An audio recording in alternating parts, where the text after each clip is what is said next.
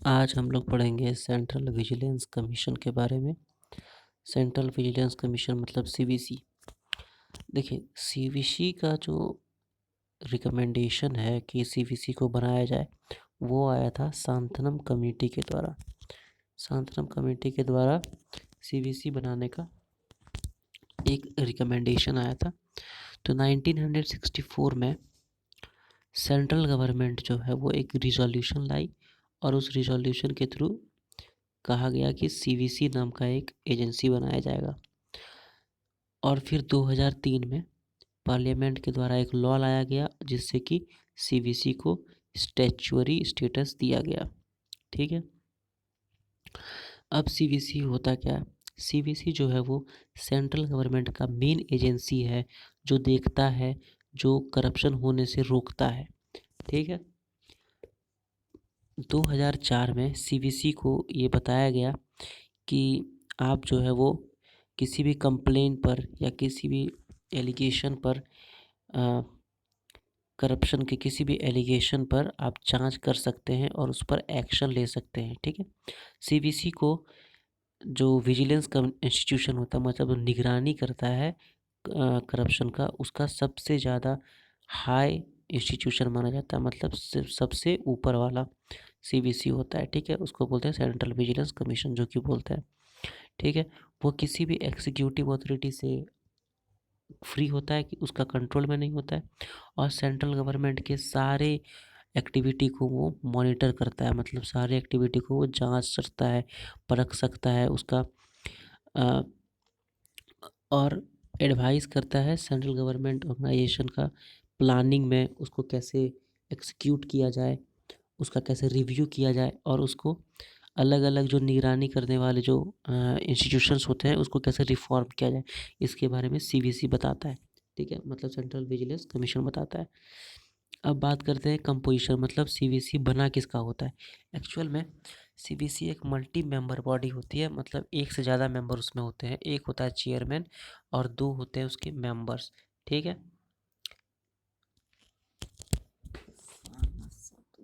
उड़ जा रहा है, खाएगा क्या?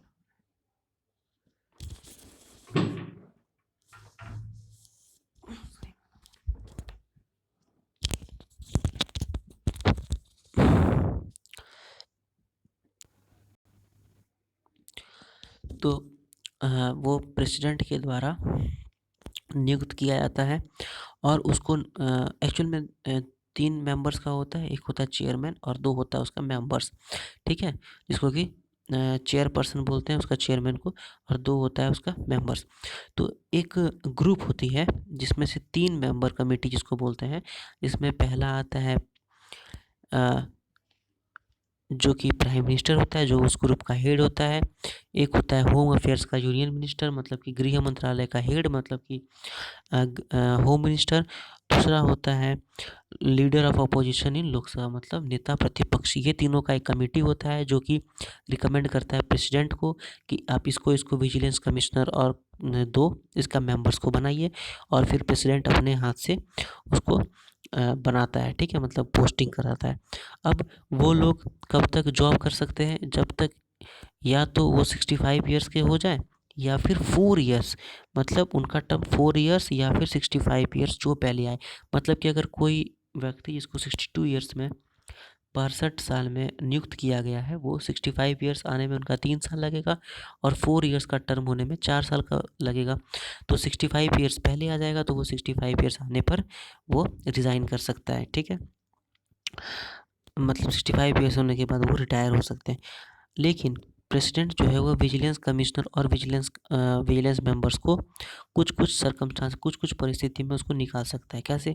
अगर वो उनको समझ में आए या लगे कि ये इंसॉल्वेंट है, मतलब ये अ, बिका हुआ है, या ये लायक नहीं है उसका उस पद का। ठीक है। या फिर वो किसी भी एक ऑफेंस में, मतलब किसी भी धूर्त कार्य में, कानून के पचड़े में अगर फंसा गया हो, उसका गिल्टी पाया गया हो, दोषी पाया गया हो, या फिर उसका दिमागी संतुलन सही नहीं हो, या फिर वो किसी एम्प्लॉयमेंट में पेड एम्प्लॉयमेंट हो, मतलब जो जॉब वो कर रहा है सेंट्रल विजिलेंस का, उसके अतिरिक्त वो कहीं और जॉब कर रहा हो। ठीक है। या फिर प्रेसिडेंट की नज़र में वो अनफिट हो, मतलब वो करने का उसको उसका बहुत ज़्यादा हेल्थ ख़राब हो या उसका दिमाग सही नहीं हो, तो इन सब सिचुएशंस में उसको हटाया जा सकता है, ठीक है। एक और तरह से उसको हटाया जा सकता है, वो है कि अगर कोई भी उनका प्रूव्ड मिसबिहेवियर हो, मतलब कि उनका जो बिहेवियर हो वो लॉ के नज़र में वो गलत हो, जिसका प्रूफ हो गया हो, तो जिसका प्रूफ हो गया हो मतलब वो दोषी हो उसके लिए, तो उस सिचुएशन में उसको हटाया जा सकता है। पर इस केस में प्रेसिडेंट जो है वो सुप्रीम कोर्ट से परमिशन लेता है। सुप्रीम कोर्ट एक इंक्वायरी बैठाती है, इंक्वायरी बैठाने के बाद सुप्रीम कोर्ट बताता है कि इसको रिमूव किया जाए या फिर इसको रखा जाए। तो उस स्थिति में, उस सर्कमस्टांसेस में प्रेसिडेंट जो है वो उसको रिमूव कर सकता है, ठीक है। और सैलरी उसका जो है वो यूपीएससी के चेयरमैन, विजिलेंस कमिश्नर का जो चेयरमैन होता है वो यूपीएससी का चेयरमैन के अनुसार उसको सैलरी मिलती है, और जो उसका मेंबर्स होता है वो यूपीएससी के मेंबर्स के अनुसार ही उसको सैलरी मिलती है, ठीक है। अच्छा, एक बात और याद रखने वाली बात है कि सीवीसी का, कोई भी सीवीसी का अपॉइंटमेंट के बाद उसका सर्विस का जो भी टेन्योर है और जो सैलरी है और जो अलाउंसेस है, मतलब जो सरकारी उसको फ़ायदा मिलता है, वो सब उसका डिसएडवांटेज है, मतलब उसका उसके लिए घटाया नहीं जा सकता है, ठीक है। अब बात करते हैं उसका ऑर्गेनाइजेशन का।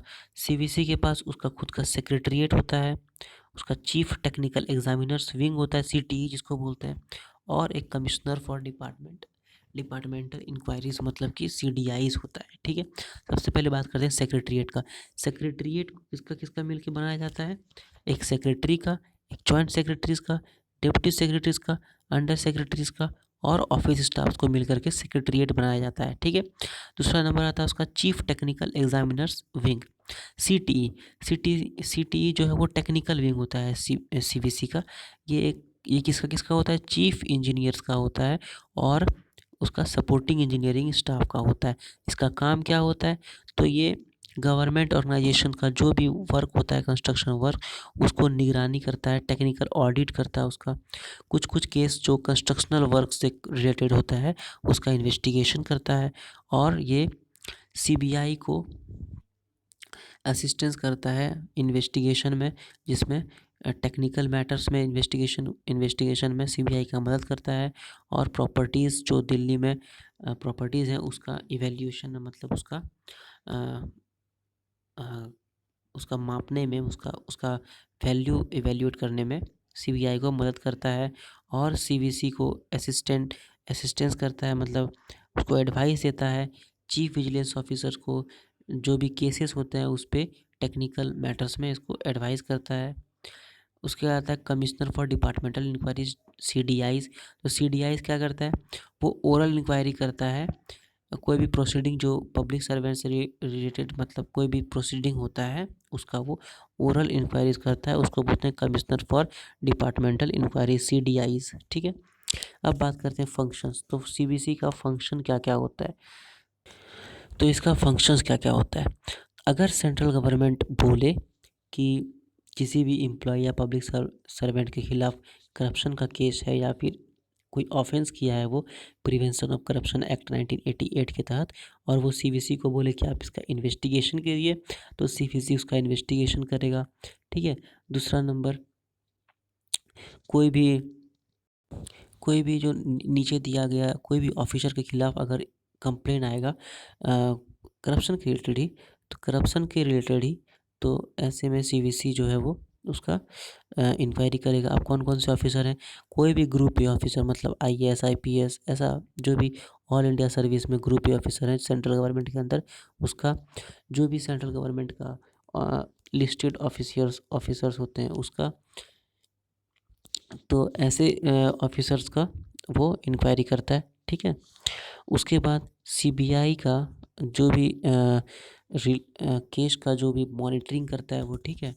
अगर कोई भी केस जो भी करप्शन के रिलेटेड है और उसको सीबीआई देख रहा हो, मतलब जांच कर रहा हो, तो उसके ऊपर भी सीवीसी होता है जो उसको चेक करता है, ठीक है। उसके बाद सीबीआई को वो डायरेक्शन देता है कि कहाँ पर आपको क्या करना चाहिए। कोई भी केस जो कि वो हैंडल कर रहा हो प्रिवेंशन ऑफ करप्शन एक्ट 1988 के अंडर, तो उसमें सीवीसी सीबीआई को सीबीआई को बताता है कि ऐसे ऐसे करना चाहिए, या उसको देखता है या उसको मार्गदर्शक बन के काम करता है, ठीक है, गाइड के रूप में। उसके बाद सीबीआई का कोई भी केस हो तो उसका प्रोग्रेस का वो रिव्यू करता है, मतलब वो चेक करता है नॉर्मली। एक तरह से सीबीआई का वो बॉस है, ठीक है, सीवीसी। उसके बाद अम, कोई भी एप्लीकेशन जो कि पेंडिंग है कि किसी भी दोषी के खिलाफ, तो उसको वो देखता है और उसका प्रोग्रेस को जांच करता है। पर ये सब होना चाहिए प्रिवेंशन ऑफ करप्शन एक्ट 1988 के तहत, ठीक है। उसके बाद वो सेंट्रल गवर्नमेंट को एडवाइस करता है जो जो मैटर्स से उसके बारे में पूछा जाता है उससे, ठीक है। उसके बाद कोई भी इंक्वायरी करता है वो जिसके बारे में उसको कंप्लेंट मिला हो, किसके अंतर्गत मिलना चाहिए, public interest disclosure and protection of informers resolution, और उसके तहत वो अप्रोप्रिएट एक्शन लेता है, ठीक है। उसके बाद सीबीसी को सेंट्रल गवर्नमेंट कंसल्ट करती है। कब कंसल्ट करती है? जब उसको रूल्स एंड रेगुलेशंस बनाना पड़ता है। किसके तहत? किसी भी सेंट्रल सर्विस या ऑल इंडिया सर्विस के अंतर्गत जो एम्प्लॉयज़ आते हैं, उससे कोई भी विजिलेंस और डिसिप्लिनरी मैटर लेने के तहत सीवीसी के तहत उसको सीवीसी से उसको कंसल्ट करना पड़ता है, ठीक है। सीवीसी का चेयरपर्सन विथ मतलब ऐड के साथ, सीवीसी का चेयरपर्सन के साथ secretaries of ministry of home affairs, department of personal training, directorate of revenue और मिनिस्ट्री ऑफ फाइनेंस का ये सब मिल करके रिकमेंड करता है सेंट्रल गवर्नमेंट को अपॉइंट करने के लिए डायरेक्टर ऑफ इन्फोर्समेंट मतलब ईडी का, ठीक है। उसके बाद ये सब बोलता है कि आप जो है सो एसपी के लेवल का, सीबीआई में जो एसपी लेवल है वहाँ तक का रिकमेंड करता है कि इसको आप अपॉइंट कीजिए, ठीक है। पर वो डायरेक्टर ऑफ सीबीआई को रिकमेंड नहीं कर सकता है, ठीक। सीवीसी मतलब सेंट्रल विजिलेंस कमीशन को अथॉरिटी के रूप में सीवीसी को मनी लॉन्ड्रिंग एक्ट के अंतर्गत एक स्पेसिफिक अथॉरिटी मिला हुआ है कि आप सारे केसेस को देखिएगा जो भी मनी लॉन्ड्रिंग एक्ट में आएगा, ठीक है। अब आता है लोकपाल एंड लोकायुक्त एक्ट 2013 में जो आया, जिससे कि सीवीसी और सीबीआई मतलब Delhi special police establishment act, वो दोनों में थोड़ा थोड़ा चेंजेस आया। ये सब चेंज क्या आया अभी देखते हैं। जैसे कि हम बताएं कि डायरेक्टर ऑफ प्रोसिक्यूशन और director of prosecution in CBI, ये दोनों सेंट्रल गवर्नमेंट के द्वारा अपॉइंट किया जाता है, पर रिकमेंडेशन किसका होता है? सीवीसी का, ठीक है। और जैसे अभी पहले बताया गया था कि सीबीआई का एसपी को ये लोग, और डायरेक्टर ऑफ इन्फोर्समेंट, फिर डिप्टी डायरेक्टर ऑफ इन्फोर्समेंट, ये सबको ये लोग CVC plus members of secretaries of members of home affairs, director of personal training और मेंबर्स ऑफ सिलेक्शन कमेटी, ये सब मिल करके इन लोग को रिकमेंड करता है सेंट्रल गवर्नमेंट को, और सेंट्रल गवर्नमेंट इन लोग को अपॉइंट करती है, ठीक है। अब बात करते हैं जुरिस्डिक्शन का। सीवीसी का जुरिस्डिक्शन मतलब उसका न्याय क्षेत्र कहाँ से कहाँ तक है, ठीक है। सबसे पहले तो ग्रुप ए ऑफिसर्स जो सेंट्रल गवर्नमेंट के अंदर काम कर रहे हो, ऑल इंडिया सर्विस ग्रुप का सारा मेंबर्स इनके अंतर्गत उनका जुरिस्डिक्शन आता है सीवीसी का।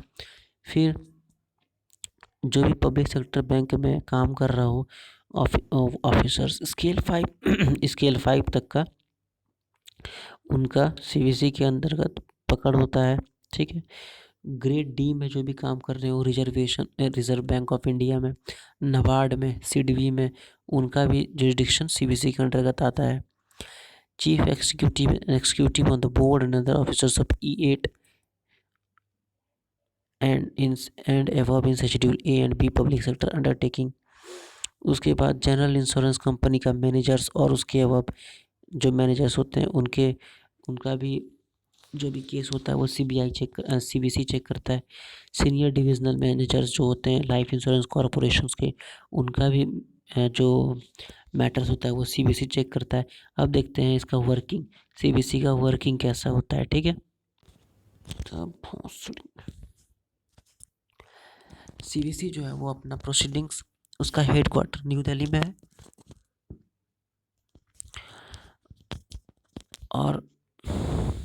और उसके पास सारे पावर्स होते हैं सिविल कोर्ट का, ठीक है। और वो सेंट्रल गवर्नमेंट से कोई भी इन्फॉर्मेशन मांग सकता है जिससे कि वो अपना निर्णय ले सके किसी भी केस में, ठीक है। सीबीसी जो है सेंट्रल गवर्नमेंट को एडवाइस करता है कि किसी भी जो भी इंक्वायरी कर रहा है वो सीबीसी उस पर एडवाइस करता है सेंट्रल गवर्नमेंट को कि आगे आपको क्या करना चाहिए। सीबीसी जो है वो सेंट्रल गवर्नमेंट जो है वो सीबीसी का एडवाइस मान सकता है, और अगर नहीं मानना चाहता है तो वो लिखित में अपना बता सकता है कि क्यों नहीं मानना चाहता है, ठीक है। सीबीसी जो है वो प्रेसिडेंट को हर साल अपना परफॉर्मेंस का रिपोर्ट देता है, और प्रेसिडेंट जो है वो ये रिपोर्ट को हर साल लोकसभा और राज्यसभा में रखती है, ठीक है, पेश करती है, जिसके बारे में सबको जान सके। उसके बाद बात करते हैं vigilance units in the ministries. Her ministry में जो भी यूनियन गवर्नमेंट के अंदर आता है, सेंट्रल गवर्नमेंट के अंदर आता है, उसमें एक चीफ विजिलेंस ऑफिसर होता है जो कि उस मिनिस्ट्रीज के विजिलेंस डिवीज़न को हेड करता है, और सेक्रेटरी या हेड ऑफ ऑफिस जो है वो विजिलेंस के हर मैटर में वो असिस्ट करता है, उसको एडवाइस करता है, ठीक है।